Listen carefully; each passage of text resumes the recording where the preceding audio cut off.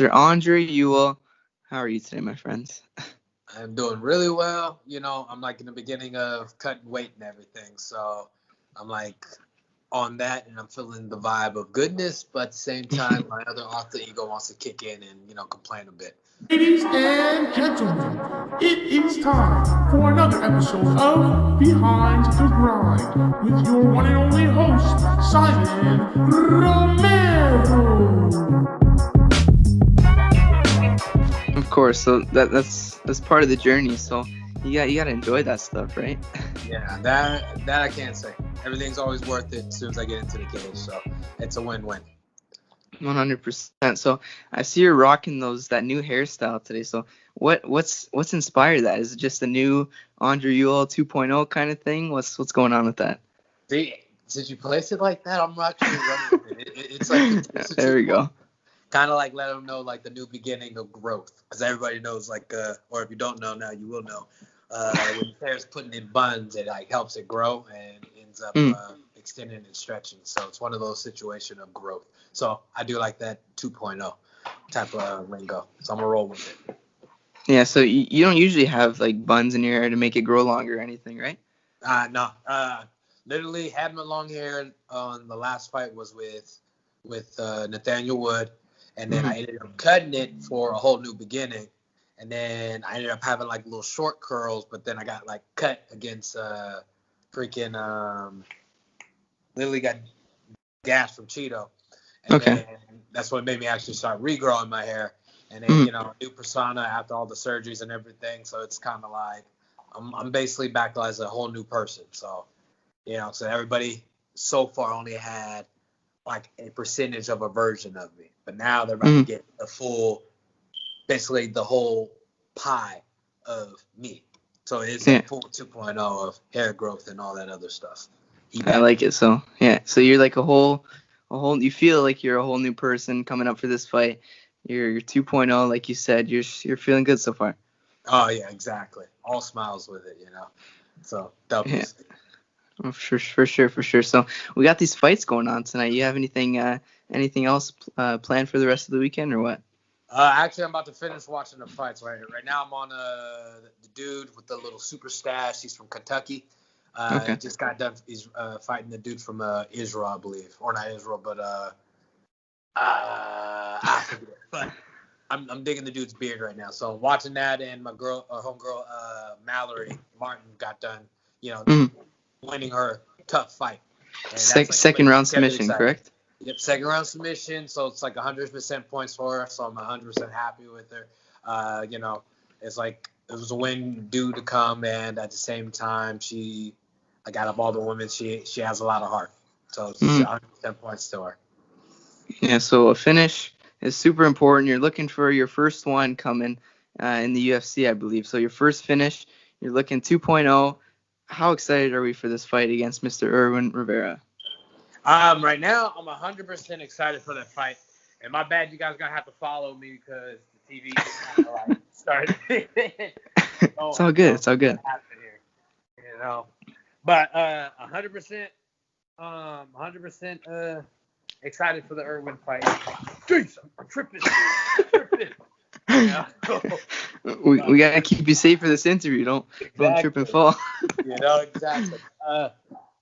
For the first finish, I feel like this is definitely gonna end up happening. I feel like the last fight should have happened, but I ended up breaking my whole bone, my ulnar bone. So I ended up got the surgery on that one. But like I said, it's gonna be 100% me getting back or the better version of me of my first finish in the UFC. It's about to happen. It's either knockout or submission, either or however it comes, because we have a really aggressive fighters like him that like the dart and everything. They normally end up falling in position for submissions or they end up getting caught. So it's going to be one or the other when it comes with me, So I'm end up delivering a finish for the world, for the fans. All right, so let's be honest here. We'll keep this one on the down low. We got to keep it nice and quiet. When they did this surgery on your arm or your forearm, they didn't put metal or anything in there like Superman or anything, did they? Low key, like you said. So yeah, I got a nice plate in there. I got a little nice. You go ahead and just say the little plate right here. Mm. But it's like not worse for them. It's actually worse for me type thing because Okay. bone has to honestly like wrap around there because it's treated just like a bone, but everything like just like you have a metal piece for the bone. Is it weak or not weak? And so I got to Yeah. drink a lot of my milk and everything. So I have strong bones. Hmm. Yeah. So are we having that almond milk, or are we still sticking with that regular milk, or what? Oh, I've been drinking a lot of almond milk, but the thing is like I gotta like cut weight. So Oh, I'm for sure. tolerant, so I got the regular dairy. It's kind of like the go, but I normally go vegan Hmm. in my fight, so I actually stay away from it. But so it's like a coin toss of a lot of situations where hey, I don't want to just cut the weight sooner. I'll go ahead and drink milk, but then I'm not vegan no more. Yeah. But Yeah. yeah, but normally like 5 weeks to 8 weeks, I'm normally go vegan, so everything is like all natural, away from all type of products or different type of weird products that are on especially on the far left or right, however you look at it. So almond milk is always a go-to for my bowl of cereal or cup of cereal. All right. So you mentioned cereal. I was waiting for that one. Should cereal be considered like a soup? Like it's got the milk. It's like cereal. Should it be considered a soup? I could say that. I never not once thought about it, but since you're bringing it to a You, table, you I just can did kind of now. like Come play on. with it. I could be like, all right, I see where your angle of that. But since I'm a big fan of cereal, I'm gonna go ahead and say I'm gonna say no to that. No. But just one of those situations, as in if you like the way you just like place your argument right now, I agree. Mhm. I can actually flow with that. But So just there's a by standpoint possibility. of my cereals, yeah, there's a possibility. All right. All right. All right. So that was way off topic, but you mentioned cereal, so I had to cover it. But talk to us about your last fight. So you went through surgery and everything. How long did it really? Because I believe last time you were in there was around February. So how long was the road to recovery until you could really start training when you're all healed up and everything? Well, to be honest, I actually broke the rules like so many times. It's not even funny. All right. Yeah, on hush. I broke his. All right, so like, so basically, when I got out of the fight or from Texas and brought myself back, they told me, hey, you're gonna have to run through the surgery and everything. So I go there. They said I didn't need to. I just gotta end up rocking a splint. But I ended up getting knee surgery on my bucket tear. I had a bucket tear for like a whole year. Oh boy. That yeah, I finally ended up getting it worked on. So I was good. I go back in. They ended up rechecking my arm, and they're like, "Oh, we're gonna have to do surgery." Oh, okay. They like a few days later, they knock it out. So I was supposed to sit out for and do nothing for 90 days. That was the whole Okay. thing. Yeah. But I was moving on it like in 45 days. Like, I was already like, kind of like punching with it or touching with it at least. And I was doing it with a splint on and everything. So I was just kind of working on just practicing. I could, when, as soon as I get cleared, I want to honestly return. So I wanted to be Yeah. Yeah. already there and ready to go. But then as my arm was healing, I ended up getting another basically tear on my left knee. So I had to go back to end up fixing that bucket tear. Yeah. So granted, it was like a lot of surgeries. I ended up doing 3 surgeries, but it still didn't change my time frame of coming back. So I already told everybody I'll be back basically end of August, September, and I'm back in September. So it's a win-win for me at the time. Just gave me a little bit more time to basically polish up on my technique and mindset of how to move forward off of what I am actually able to offer for the game. So yeah. For sure. Yeah. Yeah. I like that. You look hyped up, moving around and everything. Hey, look, I'm Yeah. Yeah. I see. I see. ready. Yeah, so I remember the one time you were main eventing against Mr. Pat Mix, which was a phenomenal fight. But talk to us, like you've been grinding since then. You made it to the UFC, which I'm sure was a very long time goal. So talk to me. You got in there and you went against some straight killers. If you look where they are now, Marlon Rivera just fought Sean O'Malley and beat him, correct? You look at Wood, you look at all these guys. So why does your UFC record not show who you are as a fighter? Because you, like I said, you went against all these guys. So talk to me. Why should these people be really watching you? Why should they be watching me? Just practicing what you just stated. Look at the caliber of fighters that I honestly fought. Like granted that I ended up losing to Woodley and Cheeto, but it's one of those situations, bad situation, or bad night, wasn't my night, and that's when it happened. That's literally what separated me from winning and not winning. Like, wasn't my night. They were, I don't want to say better, because it just wasn't my night that night. They won 100% points to it, but if we run it back 9 more times, I beat them 9 times. And anybody can argue that case or feel difference. And if they end up feeling that, clearly we can run it back. Like, but it comes down to it, as in, like how you stated, it's the caliber of fighters that end up fighting. Like Dos Santos is like a black belt, Brazilian black belt. Dude's off the chain. The last person I just fought, Martinez, dude has really good Muay Thai, basically well-rounded fighter. Still have time to grow. Young, but still have time to grow. Everybody already knows about Henry Barral. Like, he was the man regardless of the situation. Former champion. Come on. Pound for pound. So I was meant to lose to him. Like, my debut, I was supposed to be a walk in the park for me. He was supposed to, come in heavyweight or over the weight. Didn't really matter because he knew I was going to take the fight and supposed to just beat me. But didn't happen that way. I ended up basically doing what I do best and turn it into a highlight for me, So regardless of the situation, the whole thing that I'm saying is why to watch me, because I keep everything exciting, no matter what. No matter who I end up fighting, I keep it 100% entertaining. I am a very entertaining type of person. I'm very exciting. So I automatically, as soon as you meet me, I draw you in.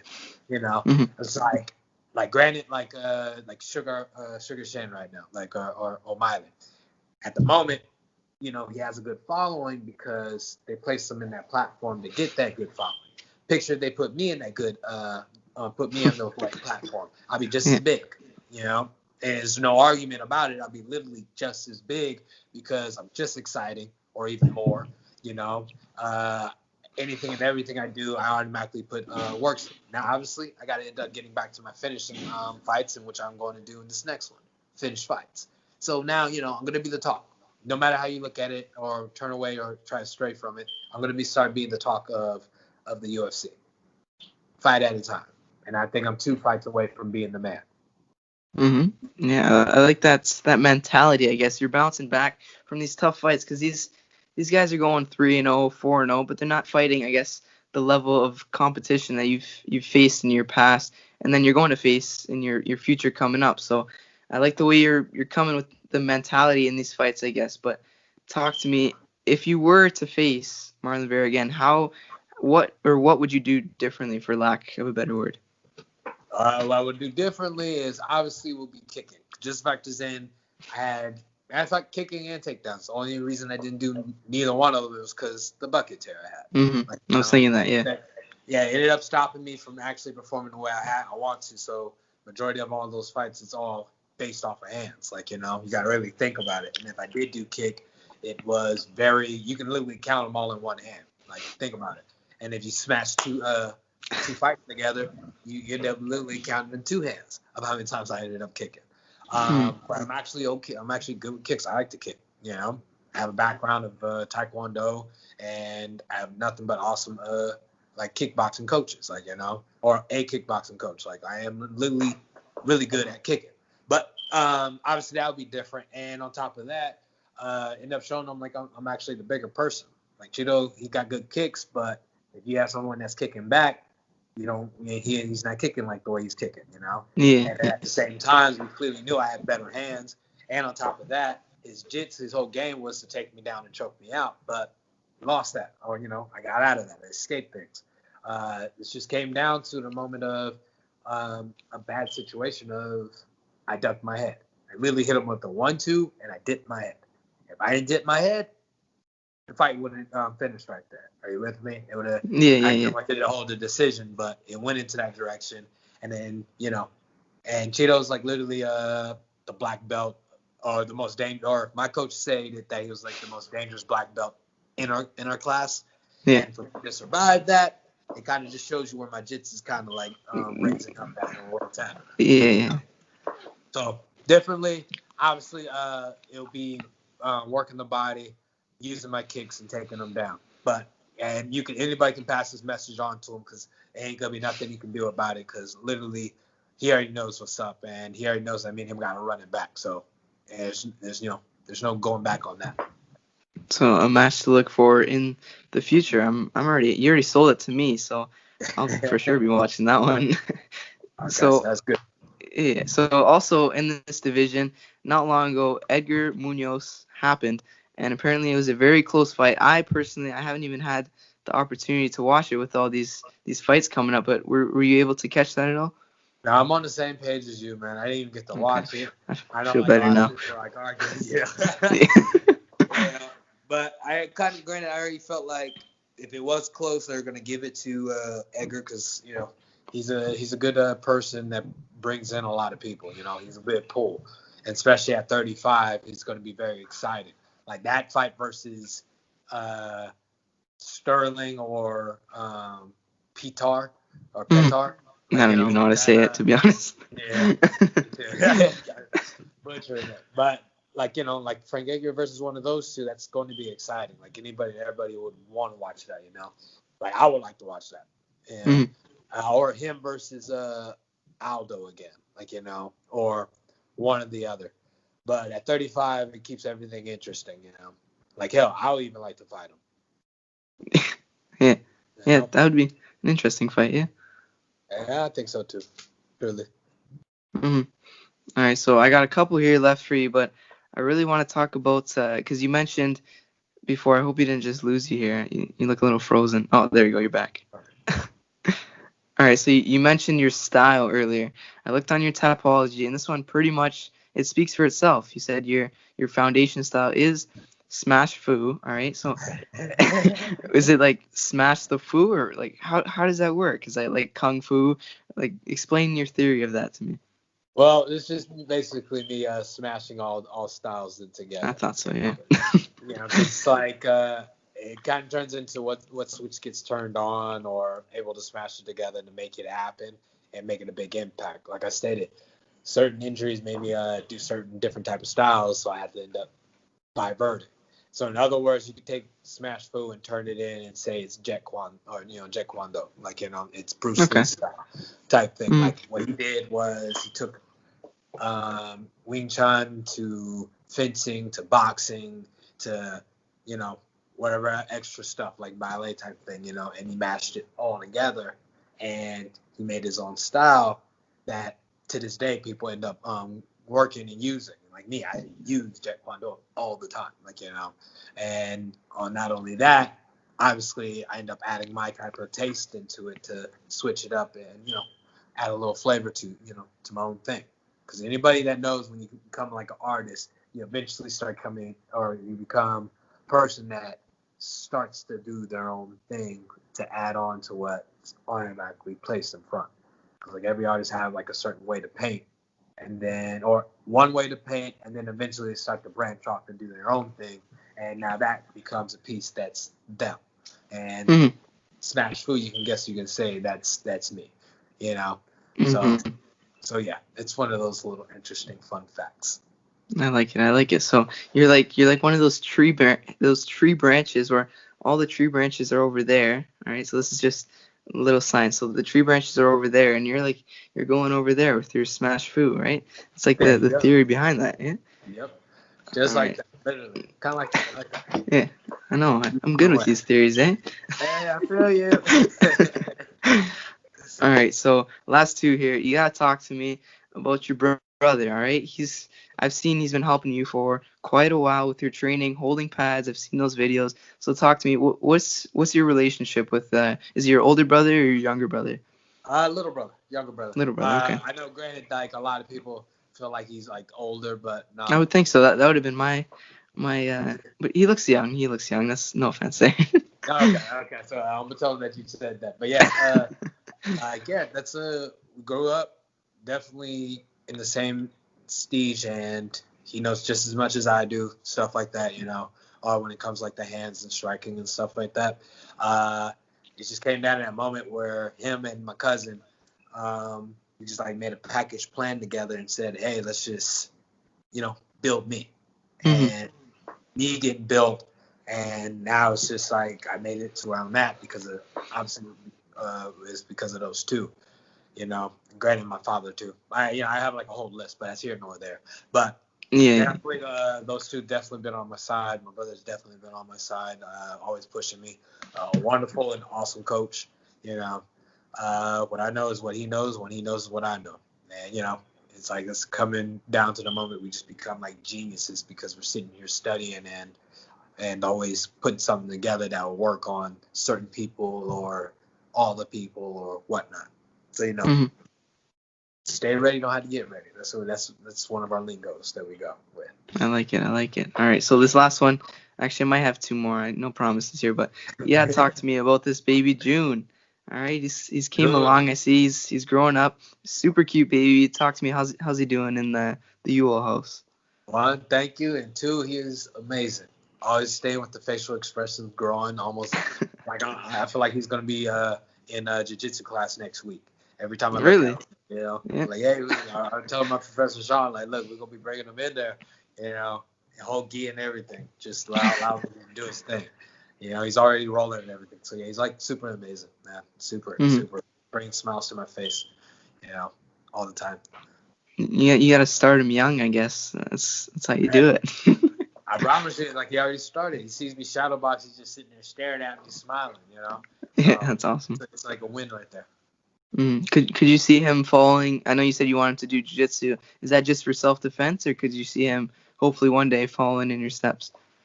I want him to follow my steps, but at the same time, I don't want it to be forced on him. Mm-hmm. Like I want him to For sure. do his own thing, and if he feels like, hey, I'm just really great at this, and this is what I want to do, then that's what he does. Cause like, hey, I'm gonna be just like any other parent. Like I want him to do something that he loves. So if he wants to become like a dentist / doctor / super surgeon, or a NASCAR racer or whatnot.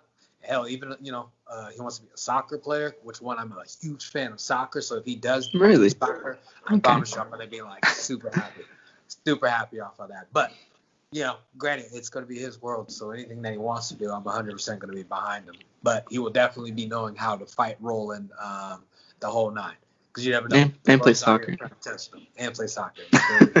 So, but yeah, hands down, he's gonna end up being ready for the world because the world's not forgiving like a lot of people or things or just in general. So I need him to be well prepared, basically to face it. So yeah. Awesome. So I did lie. This is the last one here. So he's not exactly your teammate, but he is managed under the same managing company that you are managed, Mr. Anthony Romero. He's a familiar name. I know. I don't know. You fought a little while ago, all right? So give me your thoughts. Were you able to catch the performance, or how did it go? Oh, definitely. I definitely caught Anthony, man. He's cool peeps. Dude's very humbled, awesome. Just sitting with him, he's so quiet. Or at least that's what he brought to the table, And I feel like I know he's like more open to to the world and everything. But it's just like the first time I met him, he's really cool. And to me, I feel like he's missing a whole contract. That's honestly how I feel. I feel like he should have got a contract off of that fight. Like granted, like I understand like how they end up feeling like, hey, he should have had a finish, but certain opponents or certain ways of how they go about things. And the opponent that he had a tough one that was feeling it but fixed it. But he was feeling it but fixed it, But as of right now, how I feel, he should have got a contract. But I got a feeling they'll either call him up in the next month or so to follow back, and it might not be the contract that he wants or it should have been, but he's going to get a contract, and that's honestly how I feel. I feel he should be getting the call up in a month or so. Awesome. So something also for the near future. But before I let you go here, it was a pleasure talking to you. I see you're happy. We got to get you back to watching those fights. So quickly, we'll give you the opportunity to thank anyone who's helped you along during this camp or even before this camp that you would like to mention. The floor is all yours. Hey, well, one shout out to Team Ewell, everybody that's on the team. Nothing but love. We doing things and we're taking over and automatically we're gonna fly. And then shout out to you brothers for having me on the show. So I appreciate that. And for like all the clothing lines or people who are trying to build up or trying to do something great for themselves, and the people that I'm automatically working with and pushing with. Hey, shout out to y'all. But now the ones that I ain't following, And you know that there's nothing I can link with you because we don't rep the same smart tech. Hey, enjoy your lives still. So, there we go. Let's go. All good vibes, Mr. Ewell. Like I said, pleasure talking to you. Let me know how those fights go, and we'll be talking soon, my friends. This video was brought to you by Young's Insurance Brokers Incorporated. Brought to you by Justin D'Onofrio. You can find him at jdonofrio@youngsinsurance.ca, the number 1, numero uno insurance in the Niagara region.